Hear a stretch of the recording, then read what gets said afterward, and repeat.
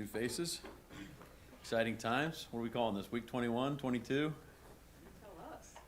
Not really sure. If we ask the team, they'd say it doesn't matter. Yeah, great to see everybody. What we got? Last year at this time, you were in Mobile, Alabama with John Schneider, and you talked to the front office about what your view of the roster was. What do you remember about that week and how it contributed to this year? It's funny how it aligns to where we are now. I just remember, hey, we were determined to take our team to another level, and it's not just me and John sitting in a room punching buttons. It takes a lot of people being aligned and a lot of conversations, and we had the right people for the job. So it's fun to be down there. You don't want to be down there too long, but I just remember having great conversation with the guys, seeing a lot of great players. Senior Bowl's an awesome event, so that's about it. When you look at having kind of this extra week with much more time to have game installed next week, how do you evaluate what the team was able to accomplish in the last few days? Well, I think you're looking at a big picture what we're trying to achieve over the next 2 weeks, and then let's drill down day by day of what we're trying to accomplish on a kind of now by now type of basis. So, today's a Thursday for us, and so we're going to go have a heck of a Thursday practice. We just had a great walkthrough. That's what our focus is, and then when that's done, we'll kind of shift our focus to the next thing. But it's all within the spirit of how we want to handle the 2 weeks.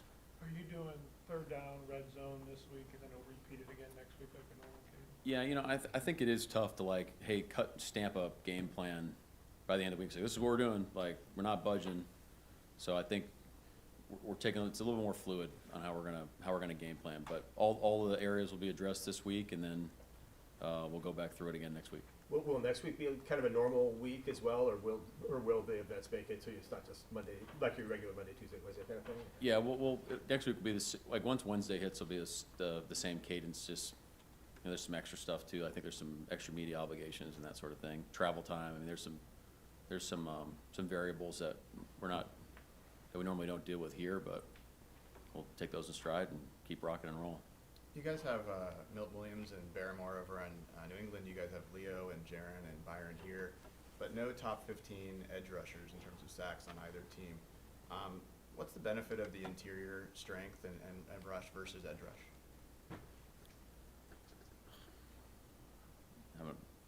There's talk about it at length if you wanted to. It just I think the common thread between both of our teams is there's a kind of a synergistic effect to how we rush the passer, and they do the same thing. So that's something that I know that our guys take a lot of pride in on how we play, and it takes the whole front. It takes really all 11 guys to play in concert to create pressure on quarterback and get sacks. But I don't know. I think it might just the whole who has sacks, who doesn't. Not sure what that really is a function of. You've talked all year, along those lines, you've talked all year about the unselfish pass rush and the way these guys play. Is that kind of fitting for your defense that you don't have the 15 sack, one guy really standing out there? Well, I think their attitude and their approach every day is a little bit of a microcosm of how our whole team operates. And we've talked about this before, but that is a group that one has a lot of great players and a lot of leaders on our team, so they are going to be voices throughout the rest of the team, and they are going to be setting the example through a lot of the rest of the guys in the team. And if they operate like that, and they put the actions behind how we say we want to operate, that's powerful for the rest of the team. So I think that's been a critical part of our team's success this year has been how our D-line operates. You named Brady Russell special teams captain, I assume, for this game. He was being said. First, I guess, how's he doing, and then B, what has he meant to the special teams this year? He's doing well. Just going through the process right now. But all of our guys that have played on special teams have been great. But to Brady, I think from day one, how much pride he took in his role. Again, set an example for how we want to operate here with our special teams units. And so guys follow his lead. I mean, his energy every day is contagious. Love for his teammates, love for the game, unselfish. I mean, he's tough as nails. You know, you could argue he's one of the best core four, combo guys in the league. He's been doing it for a couple years. Were the other two captains fairly obvious for you two? They are, and we might actually add one or two over the next week or so, but, yeah, but those guys have been great. I think no explanation needed. What do you appreciate about the way that those guys gravitate to who Jackson Spoon are because of just they are themselves? You know, Spoon's the louder guy. Yeah. Jackson's to be quiet. I just, I don't know, if I'm a player in the locker room, I just want guys to be themselves, and that sets the environment for the rest of our team, really our coaches too, where you don't have to walk around acting, okay, well, how am I supposed to act? Am I supposed to be like this, or am I supposed to be like that? Like, no, the principle of the matter, the thing that we really care about is, the decisions that we're making, and, are we putting the team first, and are we abiding by our, team principles, and all the other stuff really tends to come more to life because, they take the pressure off guys, so. But again, those are two leaders on our team, more of our high-profile players, and they act that way, it's easy to fall in line. Mike, earlier in the week, you mentioned the possibility of connecting with John Harbaugh just about Super Bowl, all the things involved. Yeah. Were you able to connect, and are there any takeaways? I've talked to some other coaches at this point, but Harb's pretty busy right now, so this weekend we might be able to connect. And then with Sam Darnold, have you been able to kind of drill down on what his practice plans are, or is that still kind of a fluid situation? Well, it's just day by day, and how we're going to operate. And that's what we've done the last 2 weeks, and so that's what we'll keep on doing. But you put timetables on things. I mean, he's gonna play in the game. It's just how to handle, what's the best thing to do every day with that in mind. That's how we're going to treat it. Mike, you mentioned after the game how Sam maybe shut a lot of people up. He seems like probably the last person who really cared about those outside perceptions. Yeah. What do you think about his approach, his personality, that stuff doesn't really get to him? Well, I think it's one of those things where it's like, hey, when we're, in the good and the bad, whatever the bad is, but when the opinions are changing back and forth, he's been the steadfast, force throughout the whole thing, and that's who he is. That's who he is. So, and one of the reasons why I think he carries so much respect, within our building and with our team. So, let us go defend him, but he'll keep being himself. Mike, Klint's name's been in the news lately. What is it about his approach to the offense, play design, play calling that you think separates him from other OCs? Well, I think the thing that I appreciate the most about Klint is he's a team player. It's all what's best for the team all the time, and he takes a lot of pride in that. That it's a team effort. And so he'd be the first to, say that the rest of his staff does a great job, and the players are the ones that make it come to life. So I think there's the humility behind how he operates, creates an environment where you're getting all those positive aspects for everybody involved. Mike, you've got one of the youngest rosters in the NFL. You would expect the second half of the season you're going to see a lot of those young players really elevate their game. But how much has Jalen Sundell been a catalyst for the run game getting rolling here the last month or so? Since he came back from his injury, it seems like the light switch has really come on for him.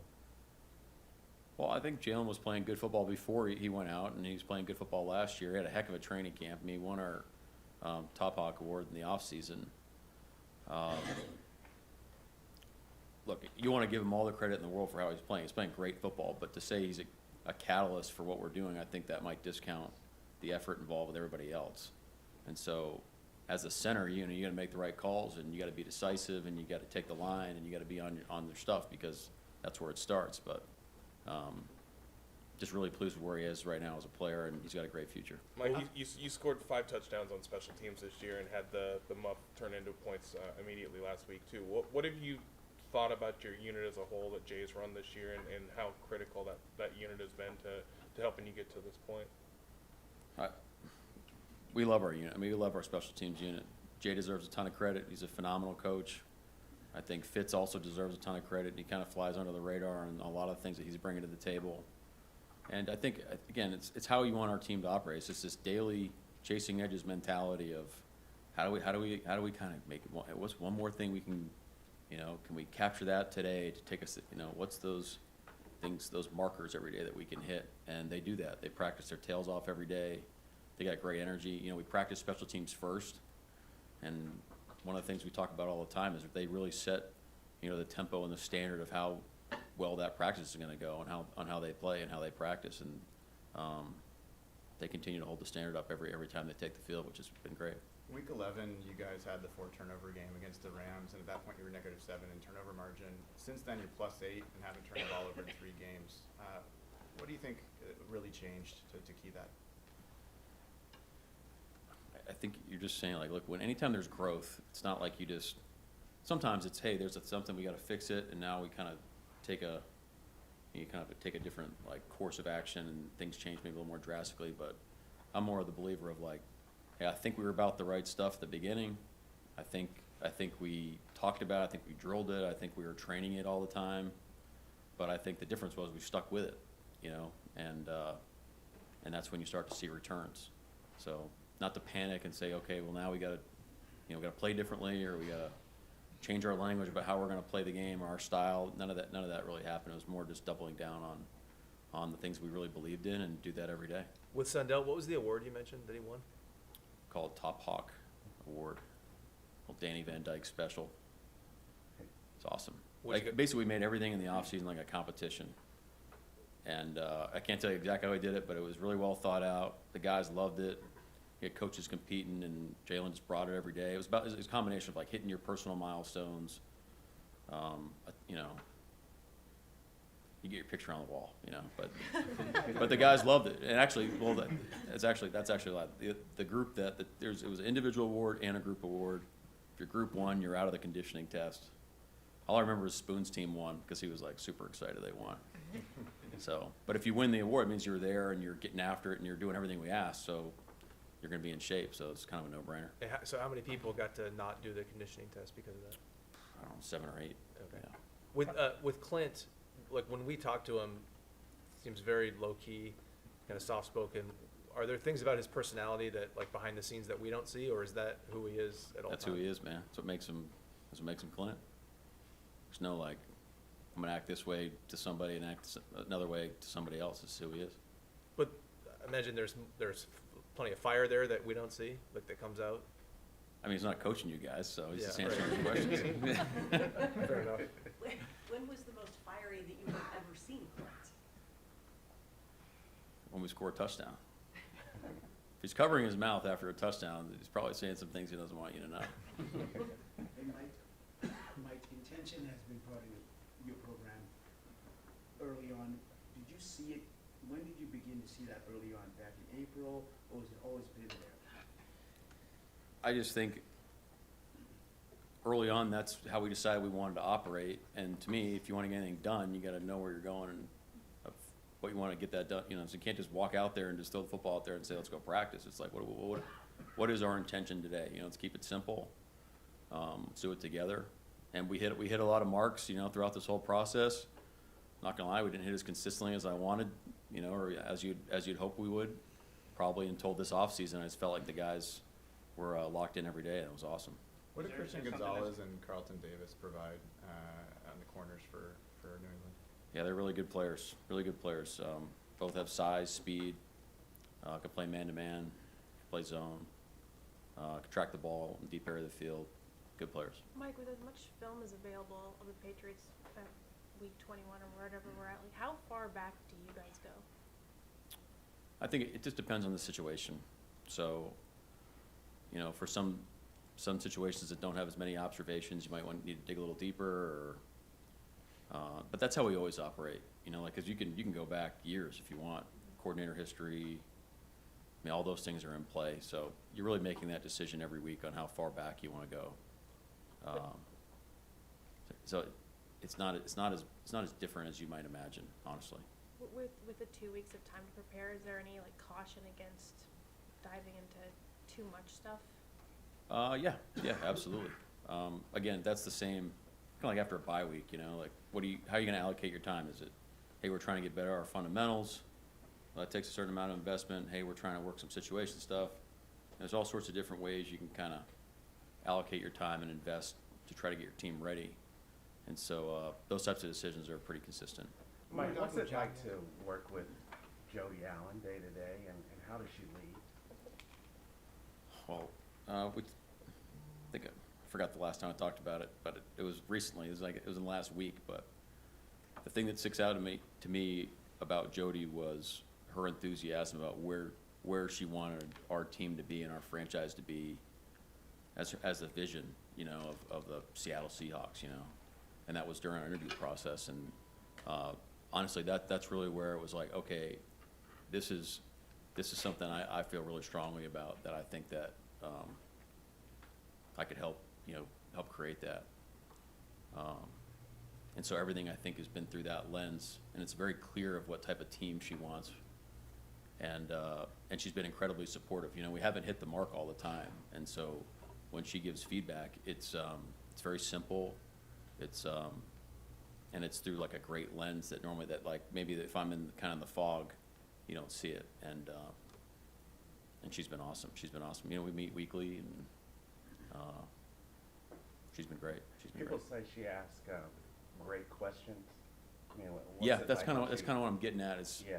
It like I'd say like a piercing question. You know, it gets right to the point, and it's helpful. You know, when you look at it through that lens of, hey, you know, that we're going in the same direction here. It's been really great. You meet here every week? It's on Zoom. And is it midweek, right after game? It's a day after the game. Yeah. Day after. One of the things that John said yesterday was that he noticed back in the summer, some of that, like, especially with the newcomers, like a guy like Sam coming in, that immediately was close and connected. And certainly that's something even from the outside we've noticed with that team. Yep. When you first saw that too, did that kind of get you thinking, okay, like these new guys are here and it's already like they've been here a while? Did that kind of give you an indication of what might be coming? You know, it's tricky because it's our second year, so it's not like, hey, we've been doing this for a ton of time. Okay, hey, newcomer comes in. What do we do? It's like, the way I saw it was, hey, we showed up. We had, talk about intention, like we had the intention we had, and I felt alignment through our team throughout the offseason program. And so, you know, because you're having a new team every year, and so you're trying to feel out, hey, you know, kind of where are we going? What's the direction here? What are the daily inputs that we're doing? And it just, you go back and look at it now, we just kept hitting the mark. And the guys deserve a lot of credit. It's not easy to do that every day, and Sam led the charge. I mean, we talked about this last week, but our off-season offensive attendance was tremendous. Felt like we had the whole team here every day. I think it's really dangerous with his feet. What's the balance between staying disciplined and rushing lanes? You talking about Drake? Yeah, Drake Maye. With staying disciplined in rushing lanes, but also being aggressive, trying to get him on the ground. Yeah, it's a great point. I think there's times for both. So we're going through that process right now of how we want to play. I think the key is trying to create as many of those situations as possible. But he is a tremendous player. He really is. He's strong. He's fast. I mean, you know all the things. Great arm talent. Great decision making. We got to be on our stuff up front. With Drake popping in off the injury report for the Patriots, how much do you take that into account at this point? None. Is it helpful to have a guy like Jalen Milroe on a scout team replicating kind of that mobility? I'd say, yeah, of course. I mean, it's great to have Jalen repping for us. He does a great job. Drew does a phenomenal job. I think you know when you nailed it with the rush or when you didn't.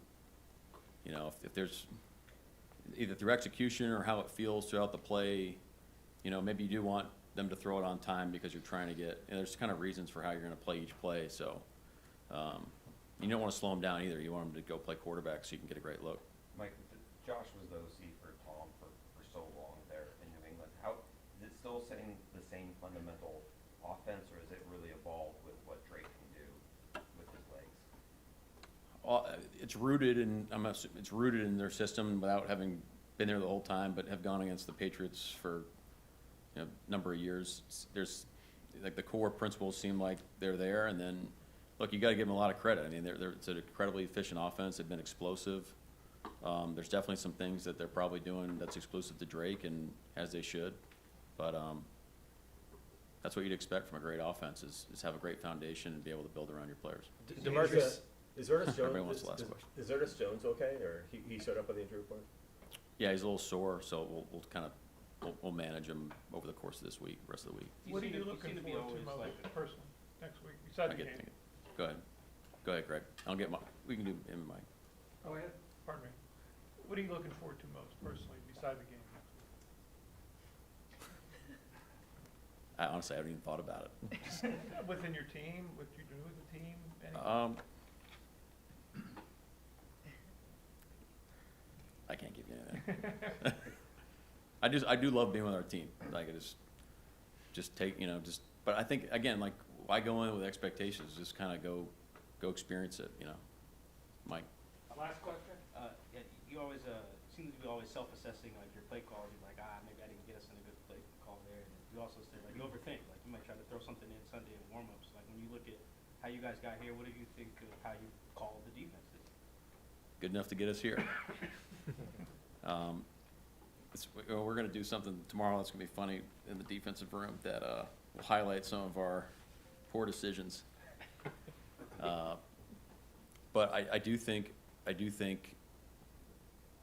the players feel when you're in it with them, and so when you can identify that, hey, I fell short here, that helps them own their mistakes as well. And again, if you're full of crap and you're just blaming the players on every play, like, they're gonna know, and we don't want to live like that. So, but we're here, so that's a positive. All right, thank you. All right, thank you. you.